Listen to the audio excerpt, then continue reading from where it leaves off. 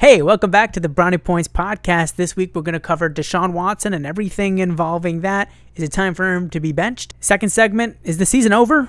Is this it? And then we're going to round it out with our Brownie Points segment, which is where we award Brownie Points to the standout players in offense and defense. This week, there's not really much going on, so that's going to be a pretty quick segment.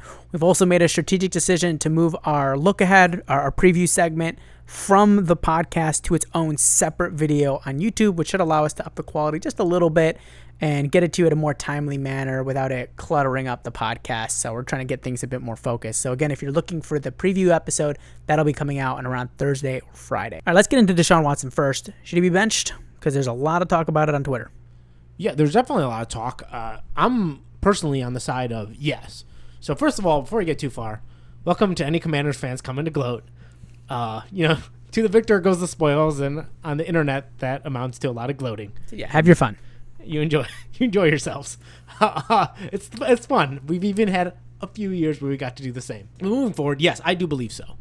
And the reason is... Sorry, when? So you're saying he should be benched? I think do you mean today? Right now. Right now. If you were in charge of the team, he's move done. to Jameis. If it was me, if I'm God Emperor of the Browns, which technically I guess I'd just be owner. Very real title. Very real title. God Emperor. I'm benching him. Done. And the reason why is multifaceted. So number one is, well, I guess it's 1A, 1B. I'll go with 1A. 1A is, I think I'm done with Watson. And it's also not about next year with Watson. Like, next year with Watson, to me, is already out of the question. To me. In terms of any real hope. Therefore, I'm more focused on this year. So 1B attaches to that is, I don't see the way that the season turns around with him at the helm. Jameis, I am not sure. I will always take not sure over no. So right off the bat, makes sense. There's a chance. And if you're doubting that there's a chance, don't forget about Geno Smith. Don't forget about Jacoby Brissett and Joe Flacco and what they did in this offense. So for those reasons, and Alex Smith and whatever else you want to go with, but for those reasons, and don't forget this too, a lot of times with Jameis, I just want to bring this up really quick because people immediately say, oh, he's such a pick machine because they refer to his time with the Buccaneers in his young part of his career early on, and he threw so many interceptions. And of course, he's infamous for 30-30. But with the Saints, under Sean Payton, he had a much better touchdown-interception ratio. He didn't throw for a ton of touchdowns, but he had a good ratio. And they were 5-3, which would extrapolate to about a 10-6 season. Right. So it looks that's a playoff team. There's a version of him that can, maybe not produce as much, but keep a good ratio. And I'd argue he had more receiving weapons than he did on that Saints team of that year. This was a while back. They didn't have all the weapons they do. It was in between, the last era and the new, Exactly. It was that tween era. So I think there's a lot to that. So I think there's legitimate thought that maybe he gives you a chance. And I'll take maybe. But secondly, and this is the biggest thing, and I'm actually going to bring in a tweet from Rashard Higgins during the game. So during the game, someone tweeted at Rashard Higgins and asked him, hey, do you have any friends, people on the Browns, that are talking about this? What are they saying? What are they talking about? And Higgins, somewhat diplomatic, because you don't want to go around burning your sources and all that and burning your guys, but he said, well, I won't say what's going on now or anything about the guys playing now in terms of what they're saying or how they're feeling, and I'm paraphrasing. But he said, but when Bake was there, we worked out and did drills until he was satisfied after games if things weren't going right. And that seemed to me to be a wink, wink, nod, nod kind of way of saying, we worked harder. We had leadership that we believed in. This isn't about Baker. This is about quarterbacks when there's leadership and not. Guys they want to play for or not. You show up, you put in the extra effort, you go the extra mile. And that's not happening with Deshaun. To me, that's what it clearly said. And I have to say, that's the way I feel. When Jameis is in there, I don't know what's going to happen, but whenever he has been around, leadership has never been a problem for him. He's a natural leader. People like following him. They enjoy him a lot. I think he brings that energy. With Deshaun, I feel like right now it's really hit the bottom point. Like, I don't think he was ever a particularly great leader. He was more of just like the doing leader than the speaking leader. He was just kind of there. Right. Where it's like, hey, if I'm doing well, people follow me. But when they're not, and now after this game, I just think the hope is gone. I think the extra mile is completely obliterated. So I don't think there's the hope to drive people forward. And so I think from that perspective of that. And then lastly, the perspective of who else on your team do you need to get rid of? And who else are you going to keep? And I think it's hard to tell with Deshaun. because we've run a different offense under every other quarterback. So bring in somebody else, bring them out there. If it's an overall problem, all these problems we're seeing, if they stick around, then we need a whole overhaul. Mm-hmm. If not. And let me tell you something. If we also have all these problems, not only do we need to look at roster overhaul, maybe we need to get rid of Andrew Berry because then there wasn't the proper depth and those guys missing. But if those guys play better, then we say, okay, well, it's just this one guy. Maybe we don't need to get rid of Berry. We just need to tell Berry to, maybe make your little knickknacks and adjust, and then we figure out a plan for this one big part. Yeah, I think Barry has his room to improvement, as basically anybody does, but I don't think firing him is the right move. Last year, at the end of last year, would you have said Barry was somebody to be fired? No. Everyone talked about how stacked this roster is. Coming into this year, and now that's a different story, but it's largely the same defense, same personnel that was one of the best in the league last year. Why would he make changes there? As far as the running back room goes, Nick Chubb had an injury. Understandable why he's not going to make a big move there and invest in that when we know we're going to get him back in a few weeks. Also understandable. The quarterback situation. He went and brought in Jameis Winston, which was a good backup choice in my opinion. I think you agree on that as well. Jameis Winston was a smart pickup. For what was available, okay. I think there was better. But there wasn't that much out there. You know what I mean? He got something out there. As far as Deshaun Watson goes, especially with some of these comments that Kevin Stefanski's making, I don't know if you got a chance to look at those before we started shooting, but it kind of hinting at the fact that he's not making this choice, that the ownership has decided that Deshaun Watson is going to continue playing, in which case Andrew Berry is obviously under that as well. And just in general, knowing how much money was invested in Deshaun Watson, it's understandable in that way why he's still going to be there. Now, the offensive line and not making corrections there and bringing in more depth and making better decisions there is a different story. But firing Andrew Berry, I do think is the wrong move. I don't think we would have dreamt of this last year, and I don't think we should this year, especially when the biggest problem is Deshaun Watson, which may be out of their hands. Let's give him a little bit more time, especially because, part of the reason why the offensive line hasn't been doing that great is because of guys like DeJuan Jones falling off from last year, right? You couldn't have predicted that. So I really don't think Andrew Berry is to blame. But talking about whether Deshaun Watson should be benched, I'm hesitant to say yes because I'm not sure where the upside really is, and I'll explain why. Not because I think Deshaun Watson is so great. I think 2020 Deshaun Watson is probably out the window, 99%. But one thing that Joe Flacco did for us last year was he showed what this offense could be. And that was huge because we didn't know. We didn't know exactly because when Deshaun Watson didn't play, we had Dorian Thompson-Robinson and we had P.J. Walker. And we had a little bit of Case Keenum, right? We didn't really get to see until Joe Flacco. Joe Flacco really showed what a veteran QB can do with this offense. And it was incredible.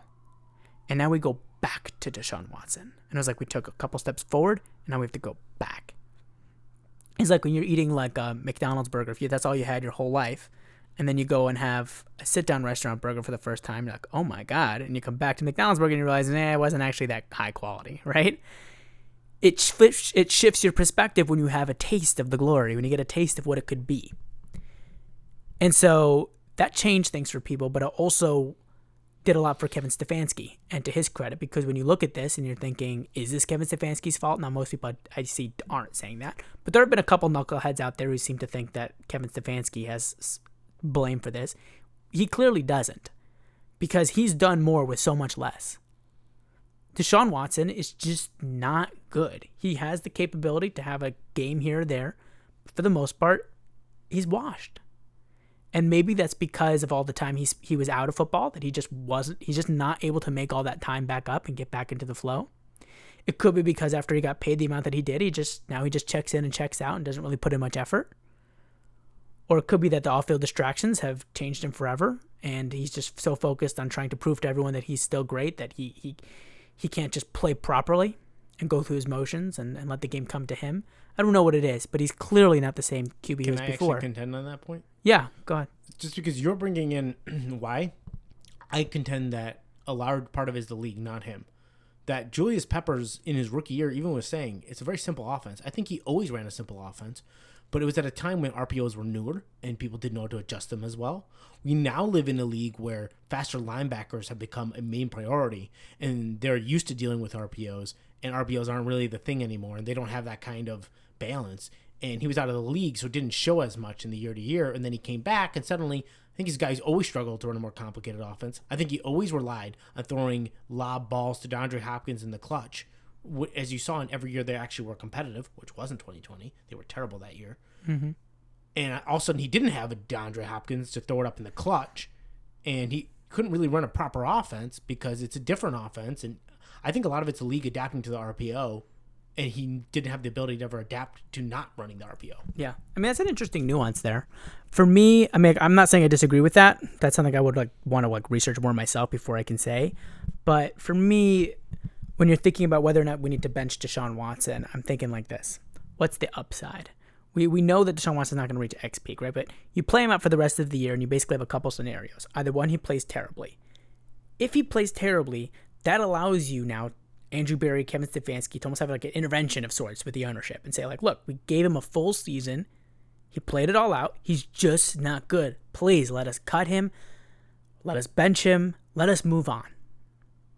Versus if you bench him now, there's still, I feel like, some wiggle room for ownership to say, well, I don't know, he didn't have a real chance. He never played more than 6 games in a row. Like, let him get into the flow.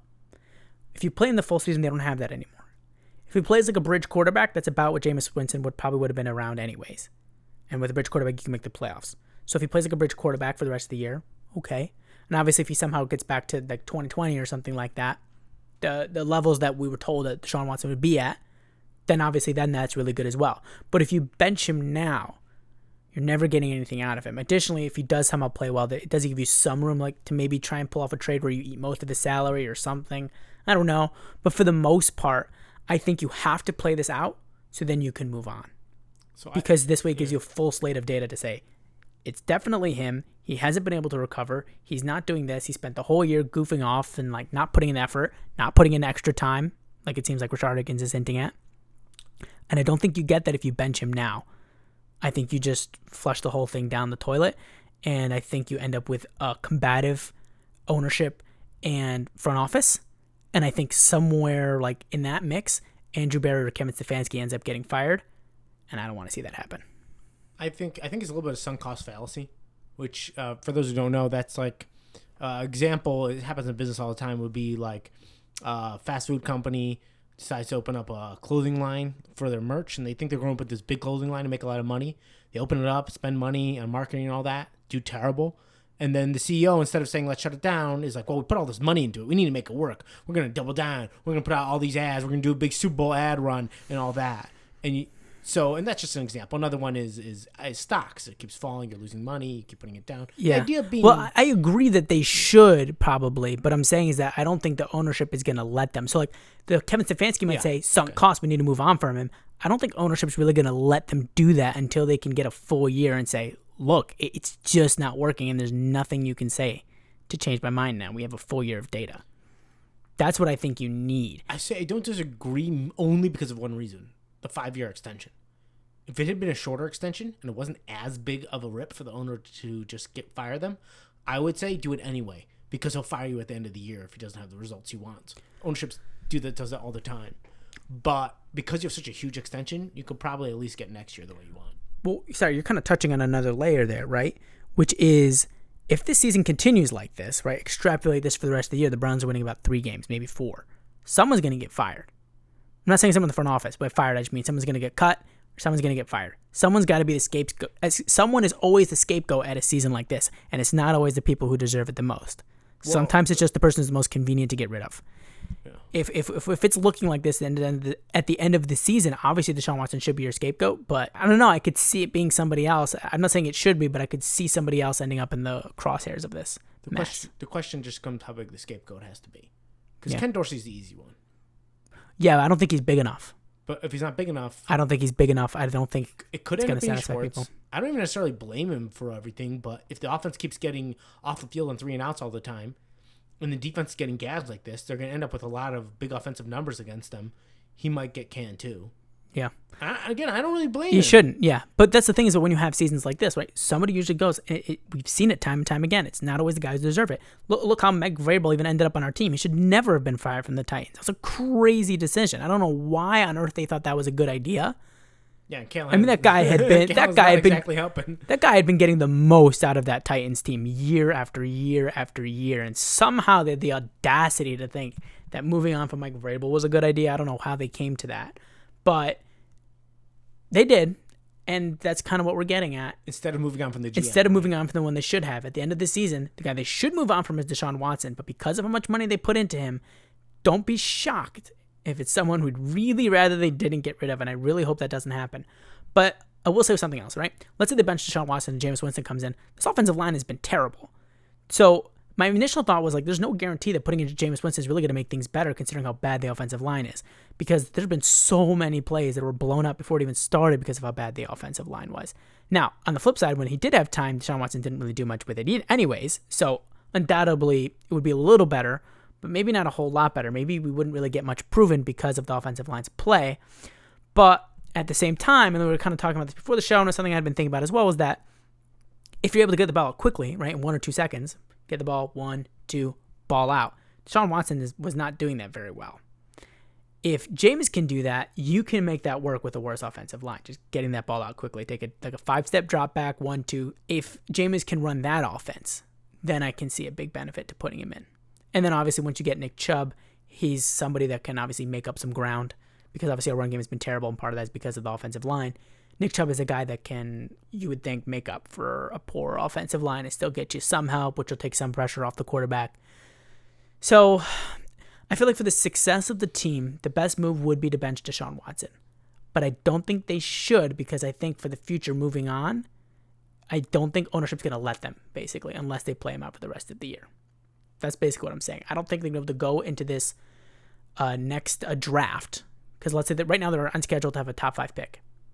I don't think they're going to be able to go into that draft and draft a QB with that top 5 pick unless ownership is absolutely convinced that Deshaun Watson is done. And I don't think they're going to be able to do that unless they have a full season. If Kevin Stefanski puts his foot down and benches him now, and ignoring the ownership, I think he could end up getting blamed for it.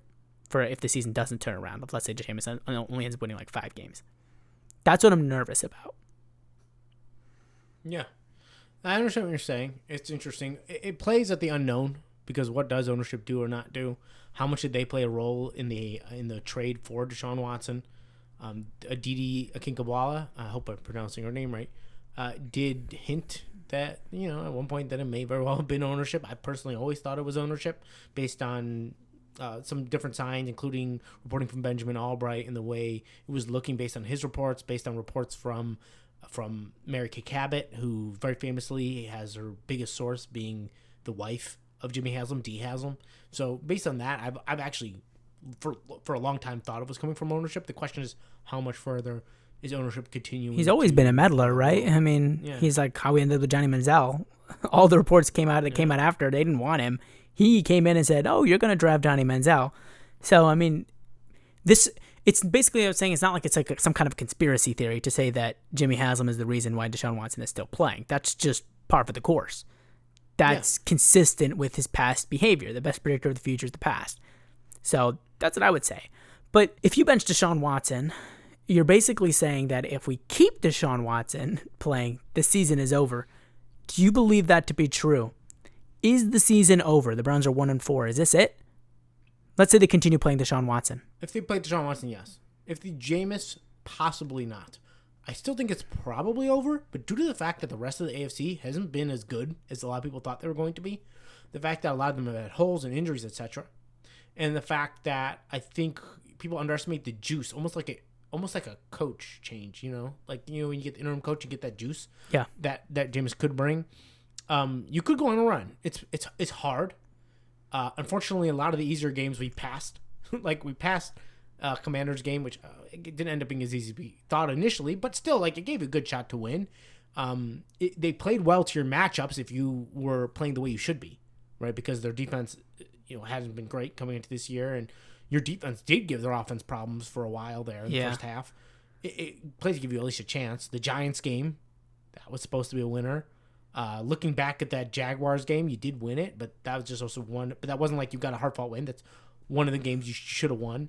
Turns out the Cowboys game was actually a winnable game. Cowboys aren't terrible, but that was definitely one of the more winnable ones. So if you look back on it. Well, that's one thing is for sure is there's no such thing as a game they should win anymore. Before the season started, we were circling games left and right that the Browns should win. That's gone. That whole thing's gone. A lot of tougher games are coming up. Yeah. You're going to play the Bengals still twice. I'm saying there's no such thing as a not tough game anymore for this team. That's clear. There's no such thing. And I'm saying a lot of the tougher games are also on the next part too. Yeah. So like even if you got the juice, you know what I mean? It's not like, okay, but here's the easy part of the schedule. No.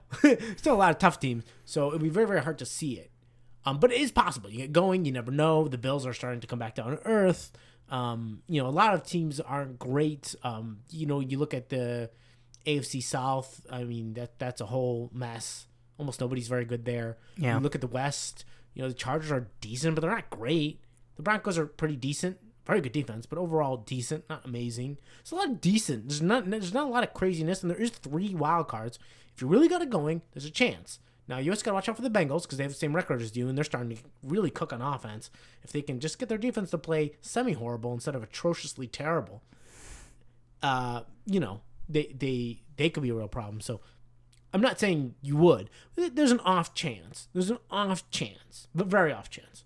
Yeah. Probably. If it's Deshaun, most definitely. And I'll tell you why. It's not the fact we lost. It's the fact that the offense did terrible. When you're 1-3, and you're terrible, and you know how big this game is if you want to save your season, and you're going against one of the worst defenses in the country, and you can't get it together to get even a decent offensive performance going, even when the defense gets turnovers, and you can't even move the ball, I don't see how at any point you're going to get it going. Yeah, and we know that Kevin Stefanski can design an offense that can move the ball. We saw it with Joe Flacco. Like, we know that he can do 100%. That. It's not Deshaun Watson's fault. That's definitively true. So, yeah, I mean, as of now, I think if they roll with Deshaun, I think the season's over. Yeah. But that's the thing is, I feel like the season's kind of over either way because obviously even if they play Jameis Winston, getting to the playoffs when you start off 1-4 is pretty historical.